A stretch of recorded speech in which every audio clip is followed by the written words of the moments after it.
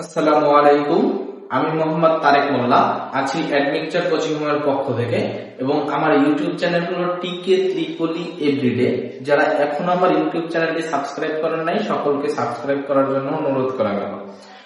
তো আজকে আমার আলোচ্য টপিক হলো বেসিক ইলেকট্রনিক্স এর খুবই গুরুত্বপূর্ণ একটা টপিক, সেটা হলো ট্রানজিস্টরের অধ্যায়ে আলফা, বিটা এবং গামার মধ্যে সম্পর্ক।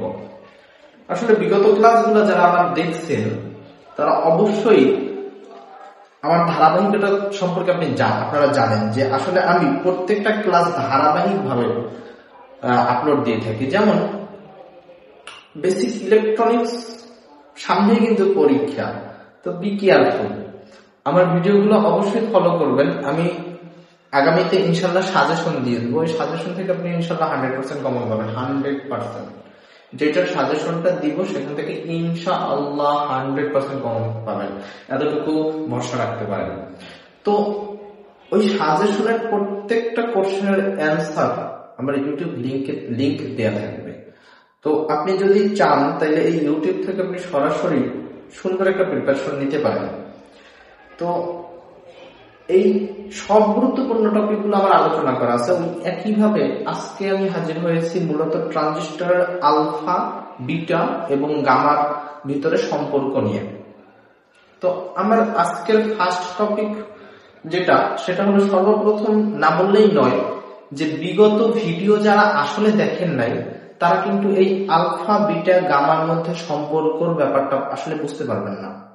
আপনার যদি আলফা, বিটা এবং গামার ভিতরে সম্পর্কটা বুঝতে হয় তাহলে অবশ্যই বিগত ভিডিওটা আগে দেখতে হবে। বিগত ভিডিওটা ছিল হলো ট্রানজিস্টর সংযোগ পদ্ধতি থেকে, common base, common emitter, common collector, এই টপিক ওয়াইজ ছিল। তো কমন বেস থেকে আমরা পাইছিলাম alpha. Alpha is equal to, common base থেকে আমরা পাইছিলাম alpha. Alpha is equal to হলো IC divided by IE. Common emitter থেকে আমরা পাইছিলাম হলো বিটা। বিটা নির্ণয়ের ফর্মুলা ছিল, কমন বেস থেকে আমরা পাইছিলাম হলো alpha. Alpha is equal to পাইছিলাম হলো IC divided by IE. Common base থেকে পাইছিলাম, কমন ইমিটার থেকে পাইছিলাম হলো beta. Beta is equal to IC divided by IE. আর কমন কালেক্টর থেকে পাইছিলাম হলো গামা। গামা নির্ণয়ের ফর্মুলা হলো আইই ডিভাইডেড বাই আইডি। এখন এগুলো তো আমরা গত ভিডিও থেকে জেনে নিছি। যারা আসলে আজকে আমার ভিডিওটা নতুন দেখতেছেন তারা তো এই সম্পর্কে জানেন না। তো অবশ্যই রিকোয়েস্ট থাকবে আমার প্লে লিস্টে ঢুইকা, আমার ইউটিউব চ্যানেলে ঢোকার পরে প্লে লিস্ট করা আছে বেসিক ইলেকট্রনিক্স এর প্লে লিস্টে লাস্টে যেই ভিডিওটা দেওয়া আছে, ভিডিওটায় দেখবেন যে আলফা, বিটা, ট্রানজিস্টর সংযোগ পদ্ধতি সম্পর্কিত একটা তথ্য দেওয়া আছে। তো ওই ভিডিওটা আগে দেখে আসবেন। এখন দেখেন, নর্মালি আমরা এইখান থেকে আলফার নিচে তো 1 আছে, বিটার নিচে তো 1 আছে। আমরা তো জানি ছোটবেলা থেকে আসলে কোনো কিছুর নিচে কনস্ট্যান্টলি 1 সবসময় অবস্থান করে। এখানে গামার নিচে তো 1 আছে। প্রত্যেকটা ভেরিয়েবলে আমি উল্টাইয়ে দিতে চাইতেছি। যদি আলফারে উল্টাই তাহলে 1 বাই আলফা আসে। দেখেন 1টা উপরে চলে গেল, আলফাটা উপরে ছিল, নিচে চলে গেল। তো আমরা উল্টাইয়ে দিছি।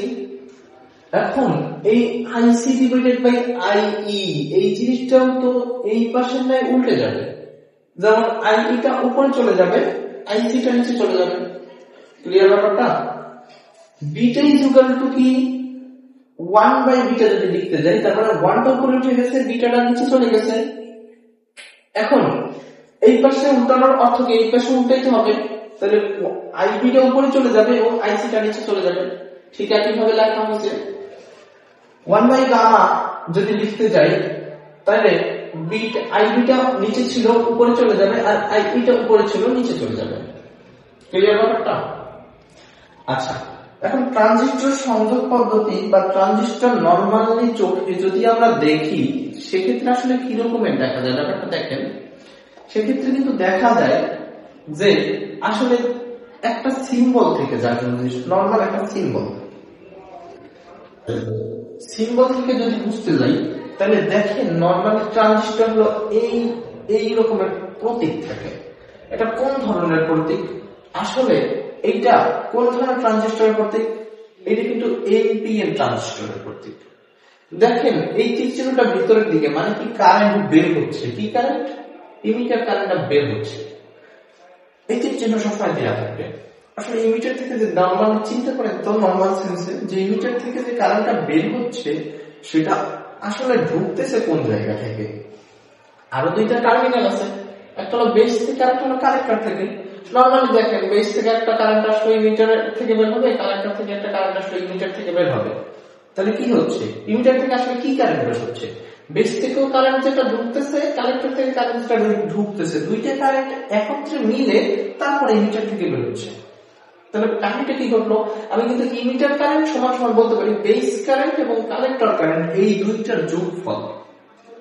ক্লিয়ার ব্যাপারটা? তাহলে আইই ইজ ইকুয়াল টু বলতে পারি আইবি প্লাস আইসি। এই সেন্সে সর্বপ্রথম আমরা আলফা এবং বিটার ভিতরে সম্পর্ক স্থাপন করব। দেখেন নরমালি আলফা ও বিটার মাঝে সম্পর্ক আমরা জানি, ওইখান থেকে কিন্তু বলতে পারি IE is equal to IB plus IC. এখন আমরা সম্পর্ক স্থাপন করতেছি কার মাঝে? আলফা আর বিটার মাঝে। এইখান থেকে দেখব আসলে আলফা এবং বিটার ভিতরে কোন জিনিসটা কমন আছে। নিচে কোন জিনিসটা দ্বারা ভাগ দিলে এই সমীকরণের ভিতরে আলফা এবং বিটা চলে আসবে। দেখেন নরমালি আলফার নিচে কি আইই আছে, এখানে আলফার নিচে কি আইসি আছে, এখানে বিটার নিচে কি আইবি আছে, এখানে বিটার নিচে কি আইসি আছে। তো নরমালি যদি দেখি, দেখেন আলফার নিচেও আইসি আছে, বিটার নিচেও আইসি আছে। তাহলে এই ভেরিয়েবলটা আমরা আইসি দ্বারা ভাগ করতে পারি। তাহলে আমরা কি করলাম? এই সম্পূর্ণ ভেরিয়েবলটাকে, টোটাল ভেরিয়েবলটাকে আইসি দ্বারা ভাগ করলাম। IP divided by IC, IB divided by IC, IC divided by IC. এখন যদি ভাগ করি, এখন জাস্ট মানগুলো আমরা বসাই। IP divided by IC is equal to জানি আমরা 1 বাই আলফা।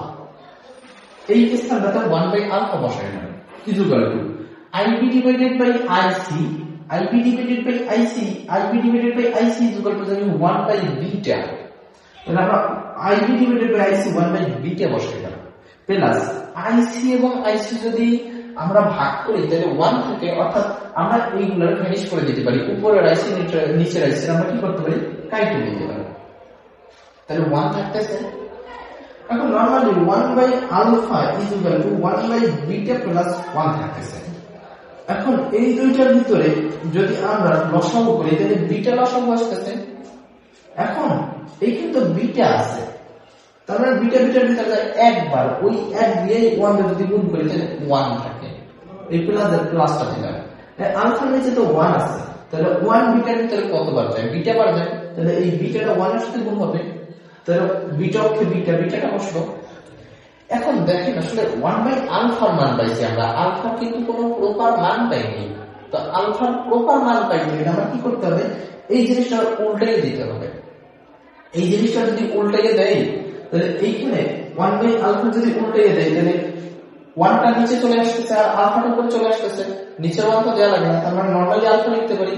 এখন স্বাভাবিক মস্তিষ্কে চিন্তা করেন এইখানের মতো যে আমরা যদি 1 বাই আলফা উল্টাই, অর্থাৎ এই সাইডটাকে যদি উল্টাই অন্য সাইডে তো উল্টাতে হবে।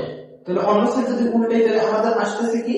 বিটাটা নিচে ছিল, বিটাটা উপরে চলে যাবে, আর 1 প্লাস বিটাটা উপরে ছিল, 1 প্লাস বিটাটা নিচে চলে যাবে। ক্লিয়ার? আচ্ছা, আলফা এবং বিটার ভিতরে সম্পর্ক দেখলাম। এখন দেখব আলফা এবং গামার মধ্যে সম্পর্ক। দেখেন নরমালি আমরা বলতে পারি যে আমরা জানি IE is equal to IB plus IC. এখন এই ভেরিয়েবলটাকে জিনিসটাকে এমন একটা ভেরিয়েবল দ্বারা ভাগ করতে হবে যেন আমার সমীকরণের ভিতরে আলফা এবং গামা চলে আসে। তো এখন ওই আগের মতো দেখবো আলফা এবং গামার ভিতরে আসলে কমন জিনিসটা কি আছে। দেখি আলফার ভিতরে আছে আইই, এখানে আছে আইসি, গামার ভিতরে আছে আইবি, এখানে আছে আইবি, অর্থাৎ দেখতেছি দুইটার নিচেই কিন্তু আইই আছে, আলফার নিচেও আইই আছে আর হলো গামার নিচেও আইই আছে। তো এই অনুযায়ী আমরা আগাই। এখন আমরা কি করবো, উভয় পক্ষকে আই দ্বারা ভাগ নিব। তাহলে এইখানে I divided by IB divided by IE plus IC divided by IE. Clear ব্যাপারটা? তাহলে এখন আইডি আমরা কাটতে পারি, নরমালি 1 থাকে is equal to B IB divided by IE. দেখেন আইবি ডিভাইডেড বাই আইই মানে হলো 1 বাই গামা। তাহলে আমরা 1 by IB divided by IE পরিবর্তে 1 বাই গামা লিখতে পারি, প্লাস এর plus IC divided by IE. IC divided by IE মানে কি আলফা লিখতে পারি। নরমালি এখন আমরা যদি আলফার গোপন মান বের করতে চাই, তাহলে আলফার এক পাশে রাখা 1 বাই গামাটাকে অন্য পাশে ট্রান্সফার করতে পারি। তাহলে আলফা এক পাশে থাকলো আর 1 বাই গামা এই পাশে যোগ অবস্থায় ছিল, অন্য পাশে গেলে কি অবশ্যই বিয়োগ হবে। তাহলে আমরা বলতে পারি এই 1 তো আগেই ছিল 1, এই 1 বাই গামা নতুন করে আসায় প্লাস ছিল মাইনাস হয়ে যাবে মাইনাস 1 বাই গামা। ক্লিয়ার ব্যাপারটা? তাহলে আমরা আলফা ইজ ইকুয়াল টু গামার যদি লসাগু করি, তাহলে গামা এই লসাগু, এখানে 1 আছে গামা তো নাই, তার মানে এখানে গামাটা বসবে এই মাইনাস মাইনাস, এখানে গামা আছে তার মানে কি 1টা বসবে। ক্লিয়ার? এইভাবে প্রথমে আলফার একটা মান পাইলাম, আলফা এবং বিটার ভিতরে সম্পর্ক থেকে একটা আলফার মান পাইলাম, আলফা এবং গামার ভিতরে সম্পর্ক থেকে একটা আলফার মান পাইলাম। তো দুইটা মিলা এখন আমরা পাবো 1 এবং 2 নম্বর সমীকরণ থেকে পাই আলফা বিটা এবং গামার মধ্যে সম্পর্ক। কারণ কি দেখেন, যখন নরমালি আমরা আলফা এবং বিটার ভিতরে সম্পর্ক দেখছি তখন শুধু কিন্তু এটার ভিতরে আলফা এবং বিটাই ছিল, অন্য কোনো কিছু ছিল না। যখন আমরা আলফা এবং গামার ভিতরে সম্পর্ক দেখছি তখন কিন্তু সমীকরণের ভিতরে আলফা এবং গামাই ছিল, বাইরে অন্য কোনো কিছুই ছিল না। এখন যখন আমরা আলফা বিটা এবং গামার সমীকরণ দেখবো তখন মানে কি একটা সমীকরণের ভিতরে আলফাও আসবে, বিটাও আসবে, গামাও আসবে। তো দেখেন নরমালি আমরা 1 নম্বর এবং 2 নম্বর সমীকরণে আলফার এই একটা মান পাইলাম, আলফার এই একটা মান পাইলাম। তাহলে alpha is equal to beta divided by 1 plus beta, beta divided by 1 plus beta is equal to আলফার মান আরেকটা পাইছি কি gamma minus 1 divided by gamma, gamma minus 1 divided by gamma. আসলে এখন নরমালি খেয়াল করেন তো একটা সমীকরণের ভিতরে আলফা বিটা এবং গামা তিনটে জিনিসই চলে আসছে কিনা, আসছে কিনা? তার মানে এইটি হলো আলফা বিটা এবং গামার মধ্যে সম্পর্ক। তো সময় দিয়ে সাহায্য করার জন্য ধন্যবাদ। আজকে এই পর্যন্তই। সকলকে অনুরোধ করব যে আমার ইউটিউব চ্যানেলটি সাবস্ক্রাইব করবেন এবং পূর্বের ভিডিওগুলো অবশ্যই দেখবেন। আজকে এই পর্যন্তই। আল্লাহ হাফেজ।